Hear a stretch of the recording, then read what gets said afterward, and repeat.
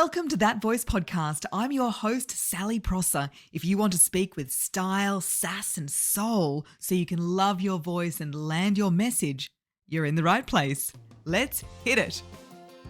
Hello, welcome to That Voice Podcast. And if you are listening to this hot off the drop, happy International Women's Day. Oh, I do love being a woman. And I'm so proud of the incredible women I know and work with. And for the men listening, I'm sure you have some amazing women in your life that you wonder how you'd live without. So make sure you wish them a happy International Women's Day and say thank you for all they do in your life. And if you're listening to this podcast, I'm guessing you are someone with a level of privilege. Being able to carve out time and brain space for you to improve your voice and communication skills is a privilege. And it gives us responsibility. Not just to speak out about the unfair systems we live in, but to use your individual voice to do your bit to change it. Why are we on this tack? Well, it is International Women's Day, and you've heard of the gender pay gap. Well, what about the gender say gap? You might have seen I wrote about this on my Substack and my LinkedIn newsletter, which is called Voice Print Vantage. Please subscribe to both of these on both the channels, free across the platforms. And make sure you've got a copy of my book, Voice Print. A comment that I just read before recording this meant so much to me. One, because it was from someone I've never met, so they have no reason to say anything nice about me or the book. And two, because it hit on a big goal of the reason I wrote the book. And she said, I found your book very helpful. The exercises you give go deeper than the usual superficial stuff. So I'm like, yes.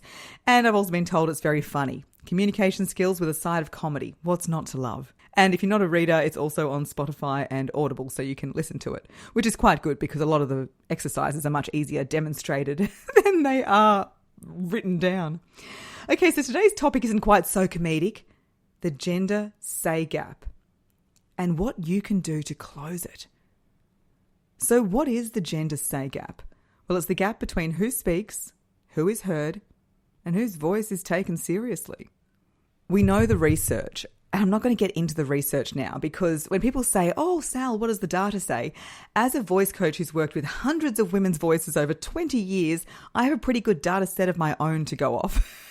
And helping lots of women on their International Women's Day addresses, I also learned these are the experiences that they witness as well. So what are some of the greatest hits? Well, number one, women are interrupted more than men in meetings. I did an episode on how to teach people to listen to, and this is really relevant because the vast majority of men aren't going around thinking, how can I interrupt a woman today?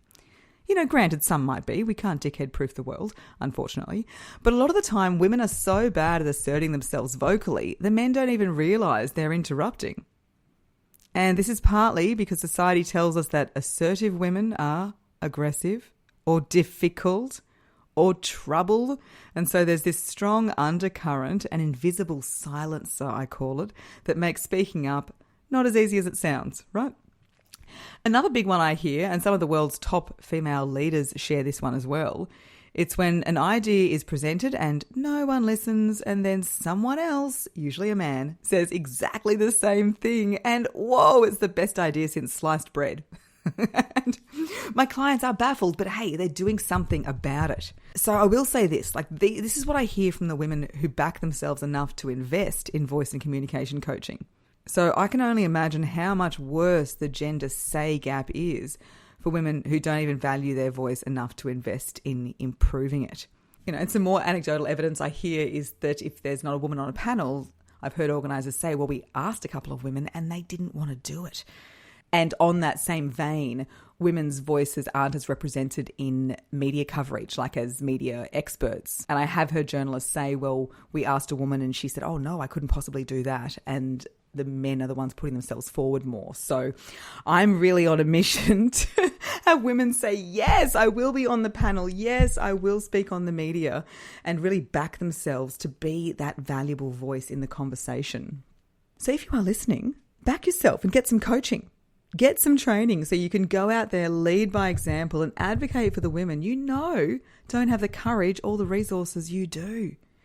Because honestly, the women I work with who are out there sharing messages on social media, saying yes to speaking opportunities, stepping forward to make an impression with the board, from the outside, these women probably look like they're confident and they're smashing it.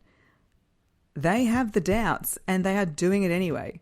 They're building the confidence, they're learning the craft. And, I suppose from the outside, some people might think that I don't have self-doubt and I'm super successful. And yes, I am very grateful to have a successful business. I'm about to do a TEDx talk. I gave my book to Oprah Winfrey and I've only had about 3 breakdowns this week.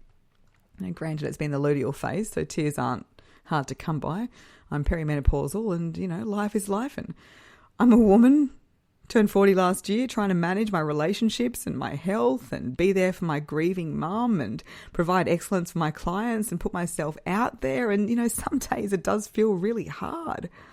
I don't feel like showing up. I don't feel like recording a podcast. But like my clients, they inspire me every day. We feel the fear, we feel whatever, and we do it anyway. Because, yes, listening to your body is important, but often what we feel like in the moment isn't what's best for our future self. I needed to hear that advice before I ate 4 bits of chocolate before 11 a.m. But hey, I'm human and we keep going.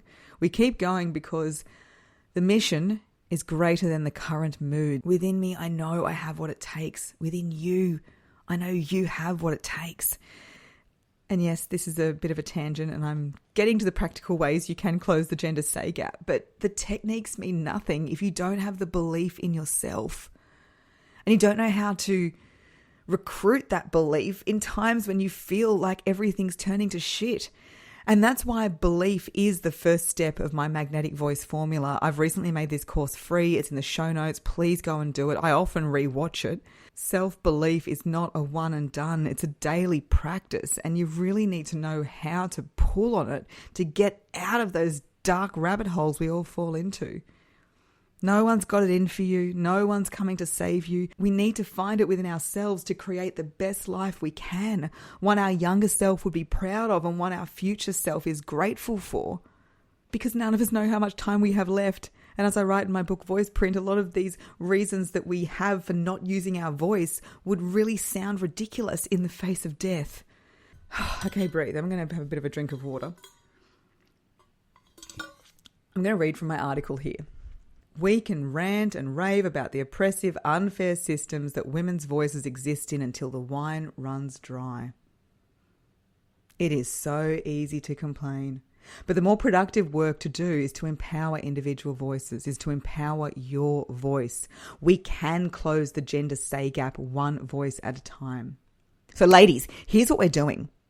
Number 1, enter the conversation with intention. Not like, I was just wondering if maybe, or if you ever wanted to get into the conversation, you've sort of started soft and you thought if I just get louder and louder, then I'll be able to find my in. No, start with intention. So imagine you've got a frog jumping out of your mouth, like you've got to just go for it. And you're going to use your breath, you're going to use volume, you're going to use gesture, use eye contact, and speak with that energy of going straight in for it. So not kind of like feeling the waters and easing your way in, being like bang. And doing that, you'll find people will stop and listen. If you use a person's name, even better. There is a framework I have called the baton framework. It is in an episode, I can't think of it now. It's definitely in Soul Speakers if you come and join us there.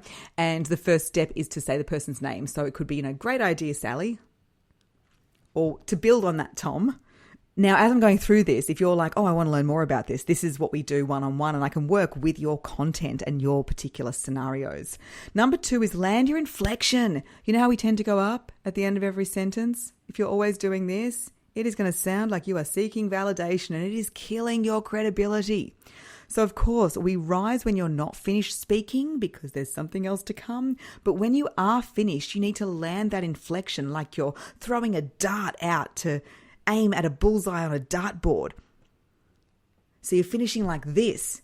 You're not finishing like this. That's asking for validation, killing your credibility. There's a whole chapter in Voice Print which will make you an expert on inflection. And, not a lot of people know about inflection. So if you can get in there and learn these techniques, then you're going to be a real cut above. Okay, the third one is to speak from the heart. And I'm talking physically. You want to feel the vibrations behind the walls of your chest. So many women, we're socialized to keep our voices small, The vibrations get stuck up in the head so we can just sound pretty and nice. Often I call it like the I don't want to be a bitch pitch. You know, you ascend higher and higher, and then before you know it, you're into a pitch only dogs and small children can hear, and nobody is responding to that. So remember I mentioned earlier that sometimes men don't realize they're interrupting. So there is some data around if women go into a particular frequency, it goes into kind of like a white noise for some people. Right. Maybe for those of you who have teenage kids, you might be thinking, yeah, I can relate to that. It feels like I'm not even being heard. And if you actually have pets, I don't have any pets, but I've been told that you can use a different tone of voice to get them to respond. So I'm not saying people are like pets, but kind of think about the same principle. If you go into that serious voice, which is lower in your body, it's going to make a difference. Heart resonance is lower, it's more embodied, and it sounds genuine and connects with your listener. I have a whole chapter on this in Voice Print as well. We talk about it a lot in Soul Speakers. It's about where the voice is in the body, because our genuine connection lives down here in the chest. And if we're speaking up here as we're trying to share something, it is not going to come across with that authentic connection, with that credibility, with that vibration that makes people want to listen. All right, so if you go out there and you enter the conversation with intention and you land your inflections and you speak from that heart space, whoa, you will be closing that gender say gap. But please, do not turn these tips into more rules you need to master before speaking up, because the worst kind of voice you can use is no voice at all. So share your value. Shut down interruptions. That'd be another good topic to do for the podcast. Hey, how do you shut down those interruptions and lead the way for other women? Be an advocate. Pioneer the closure of the gender voice gap in your own life.